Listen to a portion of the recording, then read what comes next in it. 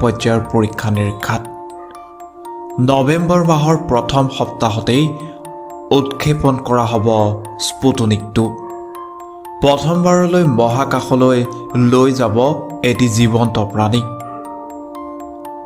মস্কোৰ অলিয়ে গলিয়ে ঘূৰি ফুৰা এটি নাম পৰিচয়বিহীন মাইকী কুকুৰ। অলপ খেদাখেদি কৰি কুকুৰটো ধৰা হ'ল আৰু তাইক লৈ অনা হ'ল যাৱতীয় প্ৰশিক্ষণৰ বাবে। কুকুৰটোক নাম দিয়া হ'ল লাইকা। ইতিমধ্যে মহাকাশযানখনৰ প্ৰস্তুতি সম্পূৰ্ণ হৈ উঠিছিল। উৎক্ষেপণৰ 3 দিন পূৰ্বেই লাইকাক মহাকাশযানখনৰ ভিতৰলৈ অনা হৈছিল, যাতে যানখনৰ পৰিৱেশৰ লগত লাইকা অভ্যস্ত হৈ পৰিব পাৰে। লাইকাৰ নিয়মীয়া স্বাস্থ্য পৰীক্ষাৰ লগতে খাদ্যৰো নিয়ন্ত্ৰণ কৰা হ'ল আৰু খাবলৈ দিয়া হ'ল মহাকাশৰ খাদ্য।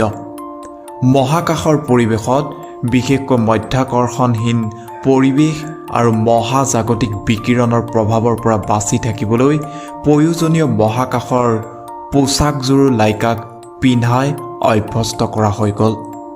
1957 চনৰ 3 নৱেম্বৰ এটা উৎকণ্ঠাৰ দিন।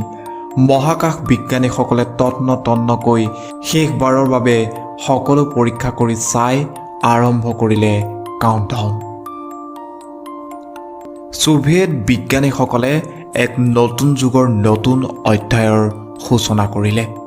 যথেষ্ট উত্তেজিত যদিও লাইকাক মহাকাশযানখনৰ সৰু কেপচুলটোৰ ভিতৰত সতেজভাৱেই দেখা গ'ল। সময় অতিবাহিত হোৱাৰ লগতে স্পুটনিক 2-এ পূৰ্ব নিৰ্ধাৰিত কক্ষপথেৰে পৃথিৱীৰ চাৰিওফালে প্ৰদক্ষিণ কৰিবলৈ ল'লে। ভাৰহীন অৱস্থাত লাইকাই কেপচুলটোৰ ভিতৰত সুস্থভাৱেই থাকি প্ৰথম জীৱিত মহাকাশচাৰীৰ ইতিহাসৰ পাতত সোণালী আখৰেৰে নাম লিখিলে। এইখিনিলৈ সকলো ঠিকেই আছিল। হঠাতে যেন কিবা এটা খেলিমেলি লাগিল। স্পুটনিক 2ৰ তাপ নিয়ন্ত্ৰণ ব্যৱস্থাত কিবা এটা বিজুতি ঘটিল। মহাকাশযানখনৰ আভ্যন্তৰত তাপমান ক্ৰমে অনিয়ন্ত্ৰিত হৈ পৰিল। একে সময়তে মহাকাশযানখনৰ চাপো বৃদ্ধি হ'বলৈ ধৰিলে।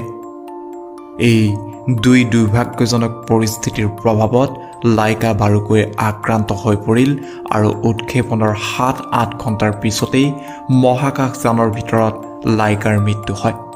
ছোভিয়েট বিজ্ঞানীসকলৰ লগতে সমগ্ৰ বিশ্ব শোকত ম্ৰিয়মাণ হৈ পৰিল। লাইকা মহাকাশ যুগৰ প্ৰথমগৰাকী শ্বহীদ হ'ল।